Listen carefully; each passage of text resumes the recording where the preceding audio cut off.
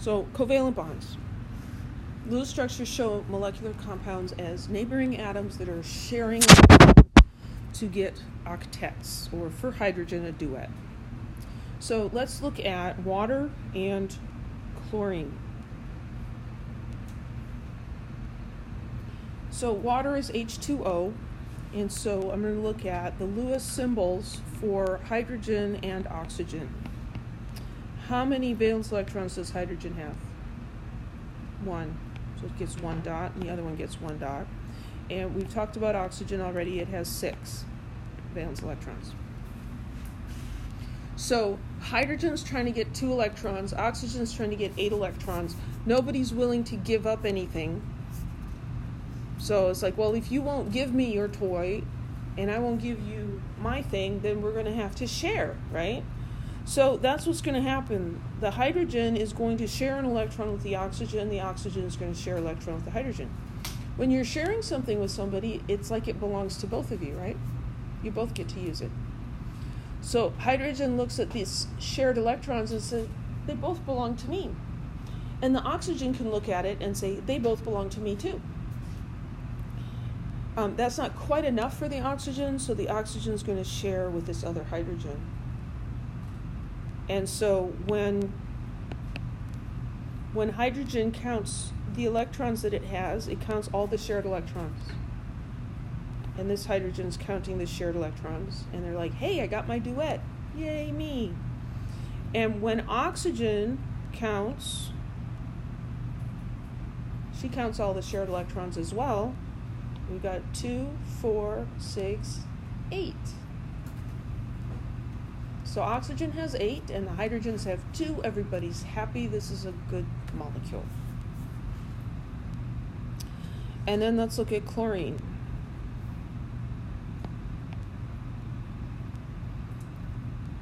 How many valence electrons does chlorine have? 7. 1, 2, 3, 4, 5, 6, 7. 1, 2, 3, 4, 5, 6, 7. And I drew the dots in those particular places because I know what I want to do with them.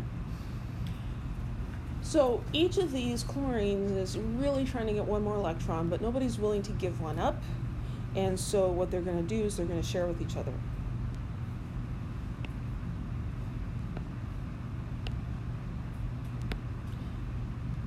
Backing that up, how many unpaired electrons does each of those atoms have?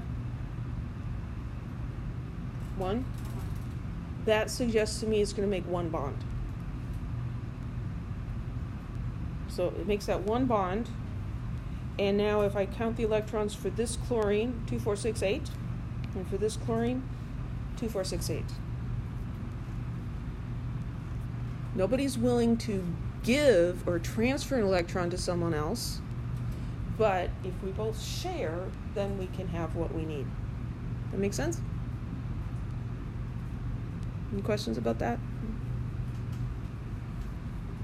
And then it says to identify bonding pairs and lone pairs. So bonding pairs, those are the electrons that are being shared. Those are the ones that are forming the bonds. So in water, this is a bonding pair, and that's a bonding pair. And in the chlorine, there's 1 bonding pair here. The lone pairs are pairs of electrons that are not shared. So lone pairs are sometimes called non-bonding pairs, but lone is just easier.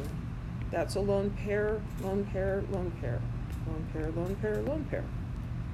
And over here, there's 2 lone pairs on oxygen.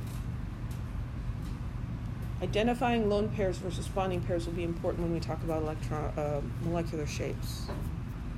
Any questions? The end is in sight. Double and triple bonds. You can share more than 1 electron with the other atom. So let's look at an oxygen molecule. 2 oxygen atoms, not oxygen with hydrogen. Here's oxygen and here's oxygen. Again, we've already established that there are 6 valence electrons. There's 2 unpaired electrons. This unpaired electron can be shared with the other one. And then they still have an electron each. Over here they can share. That looks kind of like a weird face. We would typically straighten that up a little bit and show those two bonds, the shared pairs of electrons, just as single lines. And then the lone pairs on the oxygens. These lines, each line represents 2 electrons. And so sometimes, especially when you're beginning, it's helpful to make a dot at each end just to remind yourself, yeah, that's a pair of electrons, one from each, that's being shared. But eventually we should be able to just do the lines. So this is called a double bond because we have a double sharing. We have 2 pairs being shared. And then nitrogen, there's one nitrogen atom and another nitrogen atom. Each of these has 5 valence electrons. How many unpaired electrons on this nitrogen here? 3, right? There's a pair here and then 1, 2, 3. That suggests to me it's probably going to make 3 bonds. And so if we try to figure out how these 2 atoms can help each other out so that they can both be happy and have 8 electrons. And the reason I know that there's 2 of them is because that's what the formula says, N2. It's not like the magnesium and the nitrogen where we're pulling in other things. So you can share a pair of electrons there. I could share a pair here and share a pair there. So if I make that a little neater, I've got 3 shared pairs of electrons, and then each of them has a lone pair. So when I look at this nitrogen, I count each bond as 2 electrons, 2, 4, 6, and 8. And for this nitrogen, 2, 4, 6, and 8. Octets.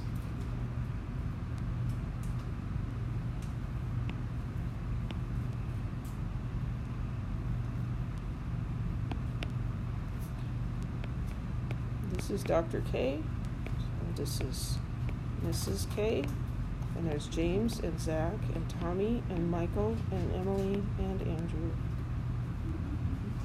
It's our triple bond. Aww. 6 kids. I know, right? Sometimes when they're like all together, I give it, wow, they're all of them. Yeah, it's a small army. I'm ruled by a small army that I made myself. The really fun thing to say to them, because they look like they were made with cookie cutters, just the same, right? It's like, I brought you into this world, and I can take you out and make another one just like you. And they believe me because I've already made others just like them. Yeah. So we can predict the stability of molecules using the Lewis model and the octet rule. So we've already looked at H2O. We drew its Lewis structure. So I'm just going to draw it again real quickly. Oxygen in the middle, single bond to hydrogen. That guy. Like this.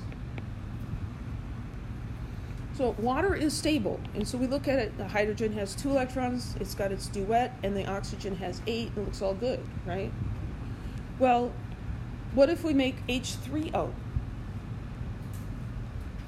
Well, how would we even make, oops, not like that. Oops, I don't even know what I'm doing. So if we think about putting another hydrogen on here comes another hydrogen. It's like, hey, let me in on this. You know, I'm alone, don't like this, I'm not happy. Share this with me. Well, the hydrogens all have a duet, but what's wrong with the oxygen? It's got 9 electrons. We want 8. More is not better. This is not going to work. It's not stable. It doesn't exist. Okay? What about H3O+? It's that hydronium ion. Well, how do you make H3O into H3O plus? Take away an electron. Well, let's get rid of this guy. Well, that changes everything. Is that going to be stable? Does oxygen have an octet? 2, 4, 6, 8. It does. Now, we have to indicate that there's a charge on this. Or people will say, yeah, you don't have enough electrons in there. But so Lewis model predicts that H3O plus should be stable, and it is. And then H2O2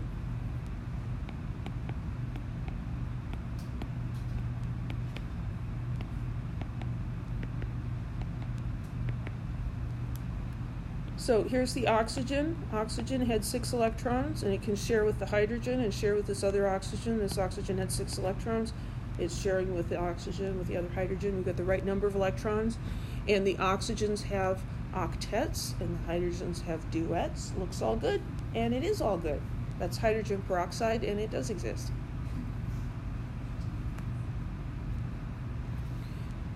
So you may have wondered earlier in the semester, we were like naming these covalent compounds. There's actually like 5 compounds between nitrogen and oxygen. There's NO and NO2 and N2O, and it's like, what are all the, can you just make any old combination? It may seem like that sometimes, but no, you can't. H3O is not going to work, but H2O2 is going to work. H2O is going to work. H3O plus is going to work. OH minus is fine, but OH is not. And so Lewis model predicts stability. What about some of the properties? So these covalent bonds are highly directional. The electrons are shared between those 2 atoms, that's it. And so unlike ionic bonds where this one's attracted to guys on this side and that side and the top and the bottom, and we're all just really attracted to each other. Here we have discrete molecules. And the atoms are held together tightly within those discrete molecules, but then what's going on between the molecules? It's different. So here we have, I'm not sure why they chose pentane, but pentane. So C5H12. And so here's this little pentane molecule. Let's just actually show the Lewis structure of that real quick. It's not very exciting, but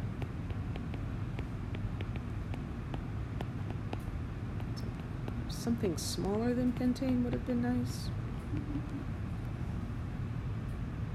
Yeah, I'm still only at 4. I need one more. There's no lone pairs in that one. So this is one pentane molecule. This pentane molecule is not going to have covalent bonds with a neighboring pentane molecule because carbon has its octets satisfied, the hydrogens have their duets, it's all good, it's done. Well, is there anything that attracts one pentane molecule to a neighboring pentane molecule? Well, yeah, they're called intermolecular forces. If you remember from Chem 3A, we'll talk a lot more about them specifically later. But there are some attractive forces between molecules, intermolecular, between molecules, but they're very weak. And so molecular compounds tend to have lower melting points. Many of them are liquids at room temperature. Some of them are gases at room temperature. Even the solids are going to melt at a much lower temperature than most ionic compounds. Because in order to melt this, you just have to overcome these weak intermolecular forces. You don't actually have to break bonds. So ionic bonds are strong, and to break them, you have to break them to make it into a liquid.